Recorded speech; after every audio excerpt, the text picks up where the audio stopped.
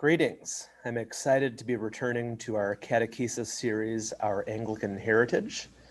We've been working our way through a history of the Church of England. We've looked at the ancient streams of the Church, the Middle Ages, and the English Reformation, but our story is not over. And in this part of the series, we'll be looking at what I'm calling the early modern period, or the 1600s. And so we'll start with a discussion of Jacobean England and the King James Bible. So the Jacobean period is what we use to refer to the reign of King James I, who's an important figure for understanding English history and the history of Anglicanism in the early 1600s. So after the death of Elizabeth, the crown passes to a relative of Elizabeth's. She had no children, James VI of Scotland, who then receives the English crown, becoming James I of England. So this is when the crowns of England and Scotland are united, by the way. James I is known for being an early proponent of the idea of the divine right of kings. He used this idea to justify his rule. What James said is that the king derives his authority from God alone, not from the consent of his subjects. Therefore, in his mind, the monarchy and the episcopacy, the bishops, were there to support one another. Famously, at one point, he said, "There's no bishops, no king." Right? So he very much saw the hierarchy of the church as contributing to the hierarchy of the state, the monarchy, and that these two things supported one another. Probably the most famous incident under James I that you may have heard of was the gunpowder plot of 1605, where some disgruntled Catholics aimed to blow up the king and all of Parliament by loading gunpowder below the Parliament building. This plot was foiled, and in response, James really cracked down on the Catholics in England. He required Catholics to attend Anglican churches. They even had to take the sacrament there, and he even required Catholics to take an oath repudiating the Pope. The more interesting part of all this, though, is James's treatment of the Puritans, because the Puritans end up being very important both for English history as well as, of course, American history. So James I takes the throne, and the Puritans, those who wanted to purify the Church of England of what they saw as Catholic remaining influences, the Puritans are really excited about James. He's coming from Scotland, after all. Scotland was much more reformed in its theology than England, Anglicanism. And so as James is riding south to take the throne of England, 1,000 Puritan leaders had signed the so-called millenary petition that they give to James as he's making his way south. And this list of demands focuses on what they saw as trying to rid Anglicanism of its popish church customs. So what does that mean in practice? Well, they wanted to get rid of the rite of confirmation. They wanted to stop the practice of bowing at the name of Jesus. They wanted to get rid of clerical vestments, and even things like marriage rings that were exchanged in marriage ceremonies had to be done away with. And so it's probably going to be useful to pause here and highlight a very important difference between Anglicans and Puritans, something that's important even today as we think about Anglicanism.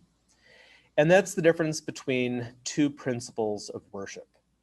So on the one hand, the Puritans held to what we call the regulative principle of worship.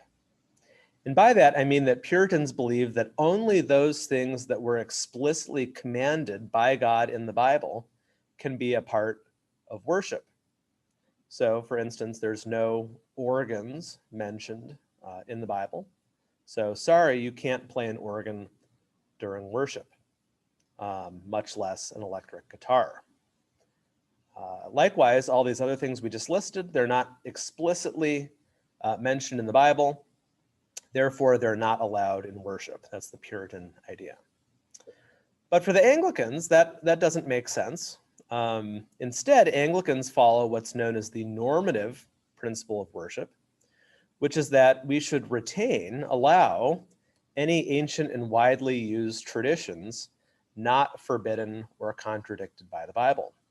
So of course, if the Bible says you can't do something, you can't build a statue to Baal, for instance, then you can't do that, obviously. But things that the Bible doesn't talk about at all, obviously organs or electric guitars had not been invented in biblical days, neither air conditioning or anything like that. Well, you're allowed to use those things provided that they're not contradicted or forbidden explicitly anywhere in the Bible.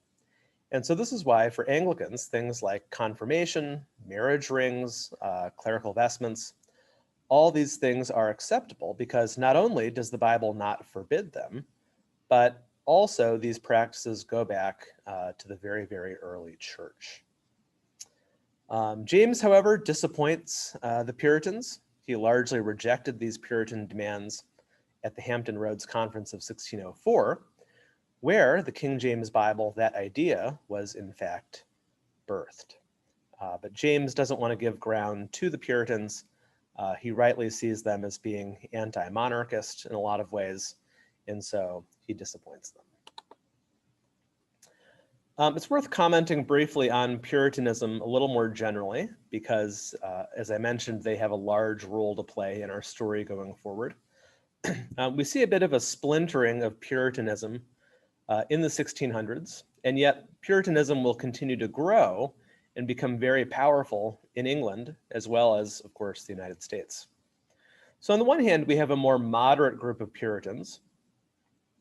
These Puritans did support the authority of the church and the king as the head of the church, somewhat begrudgingly, perhaps. They'd prefer, though, to make some changes in the church. And the biggest change they wanted to make, especially the Presbyterian Puritans, they wanted to get rid of bishops and instead have elder rule. They also wanted to eliminate many ceremonies, like the ones we just mentioned. But they're not going as far to say that the king should not be the head of the church and what have you. Contrast that then with the emergence of what we'll call radical Puritans. These Puritans denied state authority and separated themselves from the Church of England. So often they're referred to as separatists. These separatists, not only did they not want bishops, they also didn't want Presbyterianism. Instead, they wanted congregationalism, each congregation to rule or govern itself, to be ruled by the Spirit. These separatists were viewed as disloyal to the state. They ended up being persecuted, unsurprisingly. And so some separatists fled for Holland in pursuit of religious liberty in 1608, many of whom would then sail on the Mayflower to America in 1620. So yes, this is the time when the Puritans came over to America. Also in the Jacobean period, of course, 1607, the founding of Jamestown after King James I. All right, let's dive into the King James Bible in a little more detail, though. So at the Hampton Roads Conference, James I, out of a desire to unify the church and therefore his realm, James authorizes work on a new translation of the Bible that would be used in all the churches in England. And the main reason for this is that the current translations on the market, if you will, were unsuitable. So on the one hand, you had the so-called Bishop's Bible. This was the official Bible that was used during the Elizabethan period. But as Nicholson says, it was pompous, obscure, and often laughable in its translation. It's hardly readable. So that's not going to be a viable solution going forward. On the other hand, you had the Geneva Bible, made by Calvinist Englishmen in Geneva. The Puritans loved this Bible. But that's not going to work for James because even though it was a good translation, many of the explanatory notes included in the Bible were explicitly anti-royalist. They attacked the idea of there being a king. So that wasn't going to work. And so James calls for a new translation. He divides the work among 6 companies. Each company had 9 members each, a total of 54 people, translators. And wanting this to unify the church, actually, James includes many moderate Puritans. So the separatists, of course, they're out. But these translators encompass many of the most high church Anglicans, all the way down to several moderate Puritans. So it really is the unified work of a large swath of English Christianity. Interestingly, and we still have this preserved today, this list of 16 rules that the Crown gave to guide the translation process. I think these are really interesting. For instance, the Crown said that the translators needed to preserve old ecclesiastical words. So this gets into the debate with the Puritans. So ecclesia needs to be translated church as opposed to congregation. Presbyteros should be translated priest, as it had been, and not something like elder. So these words need to be kept in their traditional English sense in order to avoid giving way to the Puritans. Also, very important, the Crown says that the translators need to follow the meaning of the church fathers. So when there's disputes about how words should be translated, one important check on the translation process would be to look at the writings of the church fathers and use those commentaries as a guide for how best to translate for this Bible. We also see the Crown say that there should be no marginal or explanatory notes, except for explaining certain Greek and Hebrew words when they're difficult to translate, where there could be multiple interpretive options. So it's not going to be like the Geneva Bible that has a certain agenda pushed in the explanatory notes. The important thing about this is that it allows for some ambiguity in interpretation. And so part of why the King James Bible is able to appeal to a wide audience is that you do have some places where it'll say, or something else. So it allows for a little bit of flexibility in interpretation. Then finally, the instructions say that the translators should utilize other translations, such as those of Tyndale or the Geneva Bible, for revising the base text of that bishop's Bible. So a lot of the work was actually going back and looking at these previous English translations, as well as the Greek and Hebrew manuscripts, and trying to pull together and cull together the best possible English translation, building on the work of the people who had gone before in this endeavor. So what were they after? The translators were aiming for a clear, accurate, and majestic translation of the Bible. And so this translation, while it was to be clear and accurate to the original languages, was also meant to be rich and resonant, majestic.